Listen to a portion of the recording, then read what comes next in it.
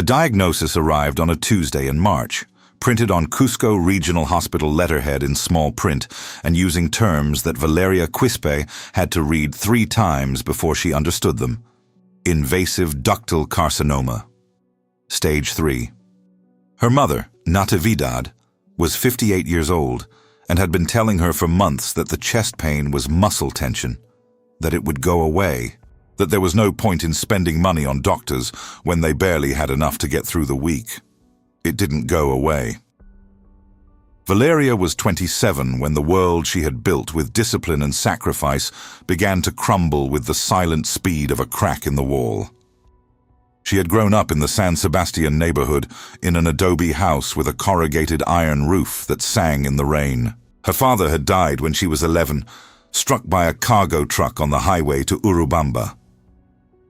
From that day on, Natividad had washed other people's clothes, sold chicha at the front door on weekends, and mended school uniforms so that Valeria could study. So that at least one of the two would make it, she said. Valeria made it. She studied business administration at the Universidad Andina del Cusco on a partial scholarship and a part-time job at a tourist handicraft shop. She spoke Spanish, Quechua, and English with an accent but without hesitation. She was organized, punctual, and methodical. Her professors described her as someone who came prepared. Her classmates described her as someone who arrived early.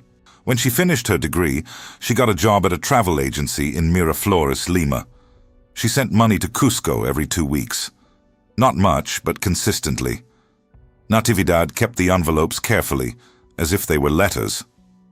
The treatment the doctors recommended for her mother's cancer came with a cost that Valeria jotted down on a piece of paper and tucked into her jacket pocket as if she might lose it if she left it on the table. $50,000.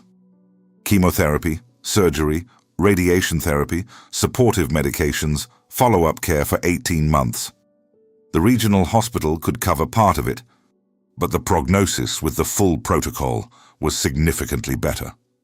The oncologist said it bluntly because Valeria had asked him not to hold anything back. $50,000. In Peruvian sols, a figure that didn't fit into any account Valeria knew of. Her monthly salary in Lima was 2,800 sols. She had saved the equivalent of 4 months' rent. She had no property.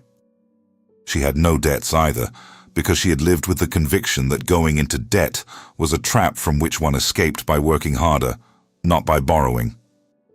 That conviction was of no use to her at that moment. She called her 2 aunts in Cusco. One had nothing, the other had even less. She asked the bank about a personal loan. They offered her 20,000 sols at a rate that would make her pay double the amount in 3 years. It wasn't even enough to get started. For 2 weeks, she slept poorly and worked double shifts. She searched the internet with the same meticulousness with which she had looked for a job, with which she had studied for her final exams. She read forums, WhatsApp groups, and English language pages that she patiently translated. It was in one of those groups, a private space for professional Latin American women abroad, where she found the post. She read it twice before saving the screenshot. A Chilean couple living in Santiago, with legal backing and an authorized clinic, was looking for a woman between 25 and 32 years old for surrogacy. No history of chronic illnesses, college education, financial compensation, $50,000, medical expenses fully covered, process accompanied by specialized lawyers, $50,000. Valeria stared at the screen for an unmeasured amount of time. Outside, Lima went on with its usual noise. The traffic, the honking, the bread vendor passing down the street at 6 in the afternoon. Inside, in that 4-by-4-foot room, with a window overlooking the inner courtyard, a 27-year-old woman made the only calculation that made sense at that moment. Her body was worth exactly what her mother needed to live. She replied to the message that very night. The response arrived the next day, at 9 in the morning, with a precision Valeria hadn't expected. It wasn't a casual message. It was an email written in short paragraphs, formal language, and an attachment. A 2-page summary of the surrogacy process in Chile, the current legal framework, the rights and obligations of both parties, and the contact information for the fertility clinic in Santiago that would oversee the procedure. At the bottom of the email, 2 names, Rodrigo Ferreira and Camila Solano de Ferreira. Valeria read everything twice. Then she looked up the names online.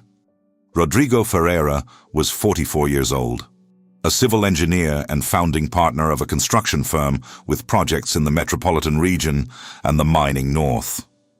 His LinkedIn profile featured a professional photo, recommendations from corporate clients, and 17 years of documented experience. Camila Solano was an internist, a graduate of the Pontifical Catholic University of Chile, with a specialization from Germany. She practiced at a private clinic in the Providencia neighborhood. On Instagram, she had an account with few posts, a photo in Cartagena, another in Torres del Paine, one of an open book on a table with a cup of coffee. Nothing that revealed too much. Nothing that raised any red flags. They met via video call 4 days later. Rodrigo spoke first.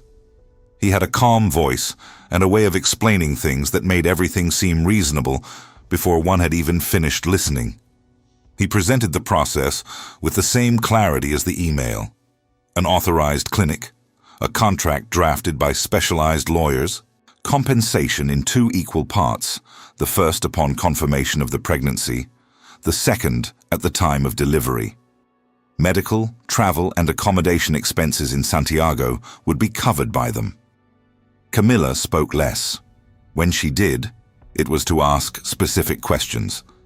Medical history, family illnesses, previous pregnancies, habits. She wasn't hostile. She was precise in the way people accustomed to evaluating clinical variables without emotion interfering tend to be. Valeria answered everything honestly.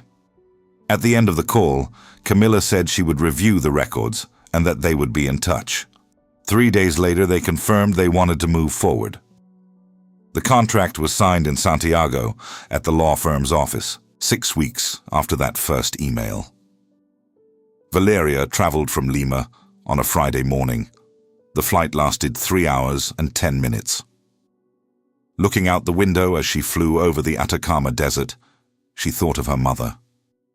Of the tone of her voice during their last call, more subdued than usual, as if her body were already giving way without permission. The office was on the 12th floor of a building in the El Golf neighborhood. Wooden floors, dark furniture, a view of the snow-capped mountains. Rodrigo arrived in a navy blue jacket and with a firm handshake. Camila arrived 5 minutes later in her work clothes, as if she had come straight from the clinic. The couple's lawyer patiently explained each clause. The lawyer assigned to Valeria, paid for by the Ferreiras as stipulated, clarified the points that weren't entirely clear. The contract established that Valeria would live in the Ferreiras' residence in Santiago during the pregnancy as a domestic worker with a separate employment contract. That would grant her a valid work visa for the duration of the process. Her compensation as a domestic worker would be in addition to the $50,000 for the pregnancy. The embryo belonged genetically to both members of the couple. Valeria would have no legal ties to the child born. She signed without hesitation. She kept her copy in the folder she had bought especially for that purpose. Brown, with a zipper, like the ones she used for important documents. That night, she had dinner alone at a small restaurant near the hotel. She ordered a beef stew because it was cold and because the menu said it was the house special. She ate slowly, looking out the window at the street. Santiago had that quality of cities that know they're big without needing to prove it. Wide avenues, tall trees, people walking with purpose. It was orderly in a way that neither Cusco nor Lima was. Valeria didn't know if that reassured her or made her feel lonelier. She called her mother before going to sleep. She told her she'd found a job in Chile, well paid, with a contract and everything in order. that she'd be away for a few months, but would send money soon, more than she'd sent before. Natividad asked what kind of job it was. Valeria said she'd be a domestic worker for a family. Her mother was silent for a moment, and then said she hoped they'd treat her well. That domestic workers deserved respect, just like anyone else. Valeria said yes, Mom, that this family was good people. The embryo transfer took place 3 weeks later at the fertility clinic in Providencia. The room was white and silent. A nurse calmly explained the procedure to her. Rodrigo waited outside. Camila didn't come that day. She had an appointment at her clinic. Valeria lay back on the gurney and looked at the ceiling. She thought of $50,000. She thought of the letterhead from the hospital in Cusco. She thought of her mother mending school uniforms under the single lamp in the dining room. Then she stopped thinking and breathed. The pregnancy was confirmed one Tuesday in August with a blood test that the clinic nurse read aloud in a neutral tone, as if reporting the weather. Positive. Valeria called Rodrigo from the clinic parking lot because it was the number she had written down first. He said it was excellent news and that Camila would be very happy. He didn't ask how she was doing. She moved into the Ferreira house 10 days later. The house was in Lo Barnechea, northeast of Santiago, where the streets begin to climb toward the foothills and the houses have gardens with pine trees and automatic irrigation systems. It was large without being ostentatious. 4 bedrooms, 2 living rooms, a kitchen that had more appliances than people available to use them. Her room was in the service wing, next to the laundry room. A small window overlooking the backyard. A new bed, a built-in closet, her own bathroom. More than she'd had in Lima. Her duties as a domestic worker were specific. Prepare breakfast on weekdays. Keep the common areas tidy. Go grocery shopping twice a week, according to the list Camila left in the shared phone app. Nothing excessive. Nothing that would put the pregnancy at risk, according to the instructions from the clinic doctor that Rodrigo had recited from memory during the first week, as if he'd studied them. The first few weeks passed with the calm of well-established routines. Rodrigo left early and returned after 8. Camila had rotating shifts that made her presence at home unpredictable. When they happened to meet in the kitchen, the exchange was brief. A good morning, a question about how Valeria had slept, a short answer, functional. It was around the 4th month that something began to change, so gradually that Valeria couldn't pinpoint the exact moment it happened. The body has a memory of its own, independent of contracts and rational agreements. Valeria knew this in theory. She experienced it in practice one night, in the stillness of the room next to the laundry room, when she felt an internal movement she had never felt before. Light, like the fluttering of something small, beginning to take up space. She remained motionless. She placed a hand on her belly. Outside, Santiago slept with its muffled big city noise. She began to speak in a low voice at night, in Quechua, because it was the language her mother had taught her, and the one she used when she wanted something to be hers alone. She told it unimportant things. What the mountain range looked like from the garden at dawn. What the stew tasted like that she'd learned to make from a recipe she found online, that her grandmother in Cusco made a similar one, but with more chili. Small things. Private. She didn't tell anyone. Camila started arriving earlier.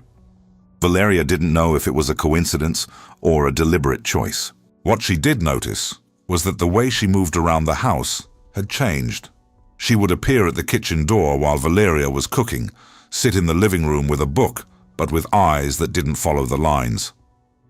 Once, Valeria looked up from the counter and found her staring at her from the hallway with an expression that wasn't hostile, but wasn't neutral either.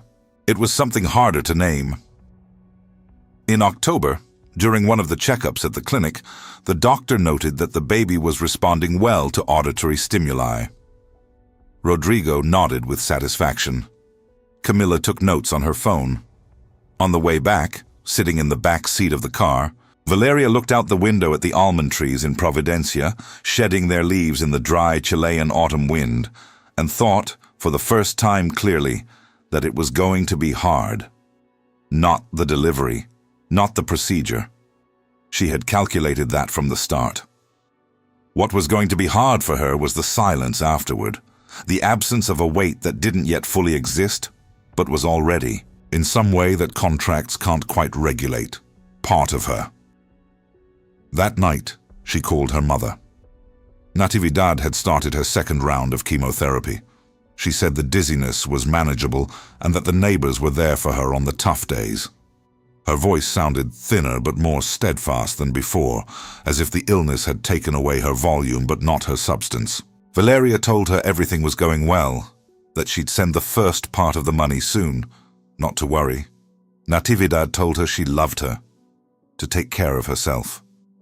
Valeria hung up and sat on the edge of the bed with the phone in her hands, staring at the small window and the dark courtyard on the other side, without crying, because she had learned since she was 11 that crying doesn't change the arithmetic of things.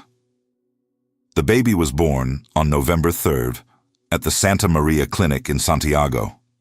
A boy, 3 kilos, 400 grams, without complications. Rodrigo was in the waiting room with the phone in his hand. Camilla was present throughout the delivery, standing by the window, her hands clasped in front of her. When the midwife placed the newborn on Valeria's chest for the immediate skin-to-skin contact required by protocol, Camilla stepped forward. Her voice was low, but left no room for interpretation. She said she would take him. The midwife looked at Valeria. Valeria nodded and released the child. She was discharged 2 days later. Rodrigo drove her back to Lobanikea in silence. She looked out the window at the traffic on the Costanera, the buildings reflected in the Mapocho River, San Cristobal Hill in the background with the White Virgin at the summit. Her body bore the brunt of childbirth with that deep exhaustion that is not merely physical. Her arms remembered a weight that was no longer there. The contract had been fulfilled. The second transfer of $25,000 had arrived in her account the day before, as agreed. Legally, her role was over, but she had nowhere to go immediately. Her domestic worker visa was still valid for 3 more months. She hadn't looked for housing in Santiago because she didn't want to spend money on that while she could avoid it. She needed time to organize her return, transfer the money to Cusco, and ensure her mother's treatment would be funded until the end. Rodrigo told her she could stay at the house temporarily, that there was still housework to be done while Camilla adjusted to the newborn. Valeria said yes. It was the practical decision. This pattern repeated itself several times over the following days. Camilla began her maternity leave. Her presence in the house, previously intermittent and hard to predict, became constant and all-encompassing. She occupied every room in a way that hadn't happened before, as if the house had always been hers, but was only now showing it. She was in the living room, in the kitchen, in the hallway, always near the baby, always too close to Valeria. She watched her. It wasn't an openly hostile gaze. It was something more restrained, and therefore harder to ignore. The kind of attention paid to something perceived as a threat, but which hasn't yet done anything concrete to justify the reaction. Valeria noticed it from the very first day. She chose not to mention it. The baby calmed down in her presence. That wasn't interpretation or wishful thinking. It was an observable fact that occurred with the regularity of biological processes. When Valeria walked by and the baby was restless, the crying subsided. Camilla watched him too. And every time it happened, she closed the distance between herself and the crib by another centimeter. On November 17th, Rodrigo traveled to Antofagasta for a project in its final stages. He would be gone for 4 days. The morning passed without incident. Valeria cleaned the kitchen, tidied the laundry room, prepared lunch, and left it on the counter with a note about reheating times, as always. The baby slept for 3 straight hours. Camilla was in the master bedroom with the door ajar. At 2:40 p.m., Valeria went upstairs to clean the second-floor hallway. The door to the baby's room was open. The security camera mounted on the shelf next to the crib, a small household device connected to the home's Wi-Fi network, had its motion sensor activated. It was recording continuously to an account registered under the name Rodrigo Ferreira. No one had turned it off. No one had thought to do so. Camilla left the master bedroom and entered the hallway. They stopped less than a meter apart. What followed lasted 3 minutes and 40 seconds, according to the recording log. The camera captured a partial view of the hallway through the open door and the full audio of everything said within the microphone's range. Camilla's voice was the first, low-pitched, measured without rising. She told Valeria that her presence in the house was no longer necessary, that the contract had ended, that the child was her son, and that she would not allow any ambiguous relationship to take root under that roof. Valeria responded calmly. She said she understood, that she had no intention of interfering in anything, that she would leave as soon as she sorted out her situation, as she had agreed with Rodrigo. Camilla said there was nothing to sort out, that she could leave that very day. Valeria said that wasn't what Rodrigo had said. It was the last sentence she uttered while standing. The camera recorded the sound of a sudden movement near the top of the stairs. Then a single, sharp thud, followed by a silence that the microphone captured with the same precision as the words before. For 1 minute and 50 seconds, nothing moved within the camera's field of view. Then Camilla entered the baby's room. She walked straight to the shelf where her phone was charging. She unplugged it. She stood with her back to the camera. Her breathing was audible, rapid, ragged. The kind of breathing that follows intense physical exertion or panic. She dialed a number. The call connected on the second try. What she said was later reconstructed by audio experts from the Chilean investigative police without the need for amplification. The signal was clear. The words were distinct. "Rodrigo, come back now." Something happened. He fell down the stairs. "I don't think he's breathing. Don't call anyone. You come first." The call lasted 4 minutes and 2 seconds. When it ended, Camilla stood motionless for 30 seconds. Then she left the room without looking at the camera. The baby was sleeping in the crib. The camera continued to record the empty room for the hours that followed, methodically and indifferently, as only machines do. Downstairs, on the wooden floor of the entryway, Valeria's phone received a call from Cusco at 3:15 p.m. Natividad called every Tuesday at that time, without fail, ever since her daughter had crossed the border. The phone rang 11 times. No one answered. It was the first time in 9 months. Rodrigo arrived in Lo Barnechea after 10 p.m. He didn't take a commercial flight. He hired a private transport service from Antofagasta that left no record on any formal platform. What happened in the following hours was reconstructed weeks later, using traffic cameras, phone records, and the testimony of a man named Mauricio Espinoza, a logistics contractor with prior ties to Rodrigo's company, who agreed to cooperate with the prosecution in exchange for a reduced sentence. Espinoza received a call at 11:20 that night. Rodrigo asked him for help removing some packages from the house. He told him not to ask questions. He paid him in cash. By the next morning, Valeria's room was empty. Her 2 suitcases had disappeared. Her phone, too. The floor in the hall had been cleaned. The vacuum cleaner was in the utility closet in its usual spot. 2 days later, someone answered a message from Valeria's Peruvian friend Andrea Soto on Valeria's phone, asking how she was doing. The reply said she had returned to Lima for a family matter, that she was fine, and that she would call soon. Andrea replied asking what number she could call her at in Peru. There was no response. Natividad Quispe called the Consulate General of Peru in Santiago on November 23rd. She had gone 6 days without hearing from her daughter. With a broken voice but orderly words, she explained that this had never happened before, not even once in 9 months, that her daughter always answered, that something was very wrong. The consulate opened a welfare inquiry and referred her to the Chilean investigative police. A detective named Rosa Fuentes took the case on November 26th. It was a slim file. A 27-year-old Peruvian woman, last known address in Lo Barnechea, no record of leaving the country. Fuentes did what good investigators do before knocking on doors. She checked the records.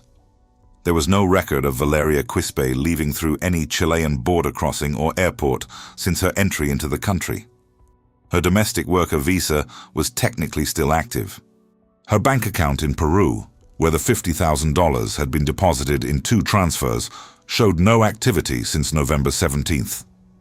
Someone who leaves voluntarily uses their money. Valeria Quispe hadn't spent a single peso since the day she died. Fuentes requested a search warrant on November 29th. It was approved that afternoon. The PDI team entered the residence in Lo Barnechea on November 30th at 9 in the morning. Rodrigo opened the door. He was calm in the way that people who have practiced being calm are. He said that Valeria had returned to Peru in early November, that her contract had ended, that everything had been on good terms. Camilla came downstairs with the baby in her arms. She said nothing. The technicians searched the house systematically. They found no belongings of Valeria's. They found no visible evidence of tampering on the staircase or in the hall. What they did find was a small camera on the shelf in the baby's room, with a green light on, connected to the network. A technician photographed it and marked it for forensic examination. The camera was linked to a cloud storage account registered under the name of Rodrigo Ferreira. The court order to access the content was approved within 48 hours. The experts found 22 days of continuous footage organized by date and time. They located the file from November 17th in less than 30 minutes. It took them 11 seconds to understand what they had found. Camila Solano's arrest took place on December 3rd in the very same kitchen where Valeria had prepared breakfast every morning for 9 months. She offered no resistance. She said nothing when her rights were read to her. She looked at the baby once, who was in the high chair, before they led her outside. Rodrigo was arrested 2 hours later at his office in Santiago. When Detective Fuentes informed him of the recording's contents, he remained silent for a full 3 minutes. Then he asked to speak with his lawyer. Mauricio Espinosa was arrested that same afternoon. He cooperated from the very beginning. Valeria Quispe's remains were found on December 8th in a wooded area of the Maipo Valley, 40 kilometers south of Santiago, wrapped in black plastic. The medical examiner determined the cause of death to be severe head trauma, consistent with a fall from a height down a wooden staircase. There were no defensive wounds. There were no signs that she had regained consciousness after the impact. She was 27 years old. The trial began in April before the Santiago Criminal Oral Trial Court. It lasted 16 days. The prosecution presented 4 key pieces of evidence: the recording from the baby's room camera, the metadata from the cloud file confirming that the content had not been altered, phone records placing Rodrigo on the road to Santiago 11 minutes after receiving Camila's call, and the testimony of Mauricio Espinosa, who described in detail what he had removed from the house on the night of November 17th and where he had taken it. Camila's defense argued that the shove had not been premeditated, that it had occurred in the context of an argument that got out of hand, and that there had been no intent to cause death. Her lawyer used the word impulsive 11 times during his closing argument. The prosecution responded with a single question during cross-examination, directed directly at Camila, who had decided to testify. He asked her if she was a doctor. Camila said yes. She asked if, as a doctor, upon hearing over the phone that a person had fallen down a staircase and might not be breathing, she knew that every minute without care reduced the chances of survival. Camila did not answer immediately. Then she said yes. The prosecutor paused for 5 seconds before continuing. She asked how much time had elapsed between that call and the moment someone called emergency services. The answer was known to everyone in the courtroom. No one had called the emergency number, ever. Not that night, nor the next. Camilla did not answer. Her lawyer requested a recess. The judge denied it. The camera footage was played in its entirety during the fourth day of the trial. The courtroom remained silent during the 3 minutes and 40 seconds of audio. The impact on the staircase was clear. Camilla's breathing in the room, immediately afterward, was too. Several members of the jury did not look at the screen during the call to Rodrigo. Everyone listened. The jury deliberated for a day and a half.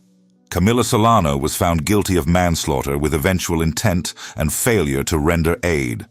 Rodrigo Ferreira was found guilty of obstruction of justice, concealment of a corpse, and conspiracy. Mauricio Espinosa had previously been sentenced under his plea agreement to 2 years of probation. The sentence was handed down in June. Camilla received 22 years of actual imprisonment without the benefit of early parole. The judge noted in his reasoning that the defendant's status as a doctor was not a mitigating factor, but an aggravating one.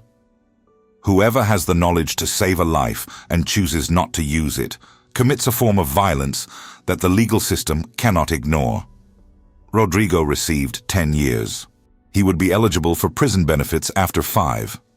The baby, who was 7 months old at the time of the arrests, was placed in state custody while his legal situation was resolved. A family court would determine his future in a separate proceeding.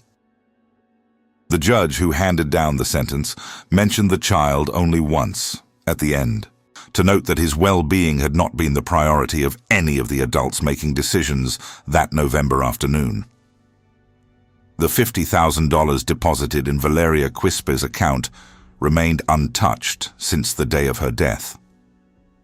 Following the conclusion of the civil proceedings against the Ferreira estate, the amount was released and transferred to Natividad Quispe in Cusco as her daughter's sole recoverable asset.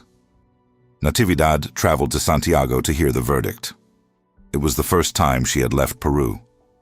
Seated in the second row of the courtroom, holding a folded handkerchief in her hand that she did not use during the reading of the sentence, she listened as a Chilean judge pronounced her daughter's name with the same precision with which Valeria had always pronounced hers. When the hearing ended, an official from the Peruvian consulate accompanied her to the airport. In the departure lounge, Natividad opened her phone and looked at the last photo Valeria had sent her, a view from the garden in Lo Barnechea, the snow-capped mountain range in the background, taken one Sunday in October in the morning light. There was no text, just the image.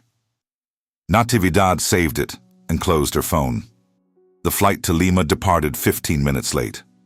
She looked out the window as Santiago receded below, the city lights arranged like a grid, the dark mountain range to the east, and thought that her daughter had come all the way here with 2 suitcases and the determination that at least one of them would make it. Only the price had been different from what either of them had calculated.